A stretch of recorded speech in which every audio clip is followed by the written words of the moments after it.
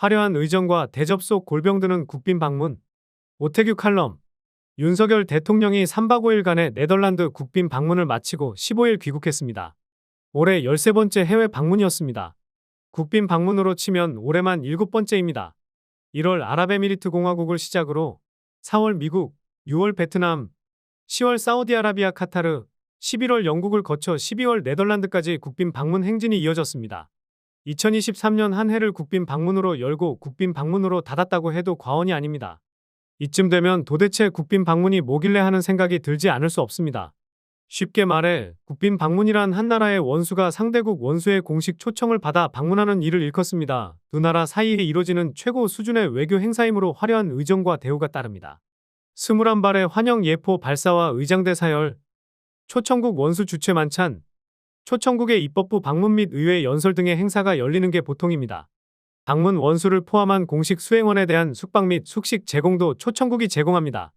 여기에 각 나라 특유의 전통 행사가 더해지는데 영국 국빈 방문 때 방문 원수가 황금마차 타고 왕궁으로 이동하는 것이 대표적입니다. 국가 원수의 외국 방문은 의전의 격식에 따라 국빈 방문, 공식 방문, 공식 실무 방문, 실무 방문, 사적 방문 등으로 나뉩니다.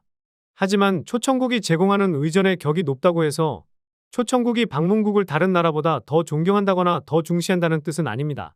오히려 초청국이 화려한 대접을 원하는 방문국 지도자의 허영심을 이용해 자기 나라의 이익을 챙기는 경우가 허다합니다. 예를 들어 김영삼 대통령이 1995년 프랑스를 국빈 방문했을 때는 프랑스가 우리나라의 국빈 방문 요청을 받아들이는 대가로 당시 고속철도 사업에서 일본의 신칸센과 치열한 경쟁 관계에 있던 프랑스 태제배의 도입을 요구해 관철했다고 합니다. 이런 점에서 윤 대통령의 11월 영국 국빈 방문도 개운치 않습니다. 영국은 1년에 단 2차례만 국빈 방문을 받기 때문에 국빈 방문의 진입 장벽이 꽤 높다고 합니다. 다른 말로 하면 입장료가 꽤 비싼 편입니다. 그런데 마침 이로 영업사원을 자처하는 윤석열 대통령이 영국 국빈 방문 때 무려 34조 원의 투자를 약속했습니다. 반면 영국으로부터 끌어낸 투자는 겨우 1조 5천억 원에 불과했습니다. 윤 대통령이 올해 실시한 7번의 국빈 방문 중 3개 나라가 아랍 국가였습니다. 아랍에미리트 연합, 사우디아라비아, 카타르입니다. 대통령 부인 김건희 씨는 이 세 나라를 포함해 7개 나라의 국빈 방문 행사에 빠짐없이 동행했습니다. 아랍 나라들을 방문할 때는 마치 정상이라도 되는 양 활발한 활동을 벌였고 이런 모습을 화보로 홍보까지 했습니다. 하지만 아랍 국가들은 전통적으로 외국 정상을 초청할 때 정상의 부인 초청을 꺼린다고 합니다. 일부 다처제이기 때문에 동행하는 정상 부인의 상대역을 내세우기가 곤란하다는 게 이유입니다. 실제 아랍 국가를 방문하는 다른 나라 정상들 가운데 부인과 함께하는 사람을 찾아보기 어렵습니다. 마침 윤 대통령의 네덜란드 방문 뒤 귀국 시점에 맞추어 이와 관련한 매우 충격적인 뉴스가 나왔습니다. 중앙일보가 15일 네덜란드 정부가 윤 대통령의 국빈 방문 열흘 전에 네덜란드 주재 한국 대사를 불러 과도한 경호와 의전을 요구하는 한국 정부에 항의했다고 단독으로 보도했습니다. 이 기사에 따르면 경호상의 필요를 이유로 방문지에 엘리베이터 면적까지 요구한 것 등 구체적인 사례를 들며 불만을 나타냈다고 합니다. 이에 관해 외교부는 부랴부랴 초치가 아니라 협의라고 변명하며 대사를 부른 것을 인정하면서 국가를 불문하고 행사 의전 관련한 상세 사항에 대해 언제나 이견이나 상이한 점은 있다라고 말했습니다.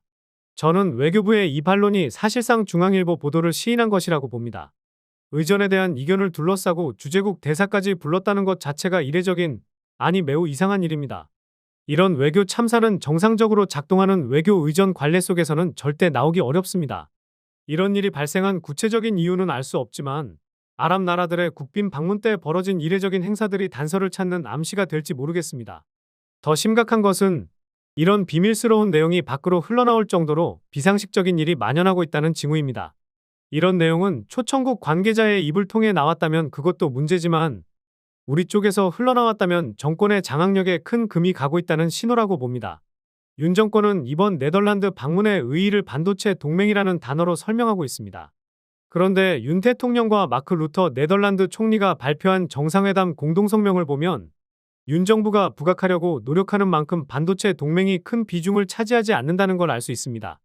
이 공동성명은 전문가 20개 항으로 구성되어 있는데 반도체 동맹이란 용어는 12번째 항에 나옵니다. 양 정상은 반도체 가치 사슬에 있어 양국의 특별한 상호보완적 관계를 인식하고 정부, 기업, 대학을 아우르는 반도체 동맹 구축에 대한 의지를 재확인했다라는 대목인데 그것도 우리 정부가 설명하듯이 협력 관계에서 동맹 관계로 격상하는 내용이 아니라 지난해 11월 네덜란드 총리 방한 때 합의한 내용을 재확인한다는 표현입니다. 또 공동성명 뒤 열린 기자회견에서도 양국의 반도체 동맹에 관한 강조점 차이가 확연하게 드러납니다. 윤 대통령은 기자회견 모두 발언에서 반도체 동맹이라는 단어와 함께 반도체가 들어가는 용어를 10번이나 사용했습니다. 반면에 루터 총리는 양국 경제협력의 한 예로 반도체 산업이란 단어를 단 한 번만 썼습니다.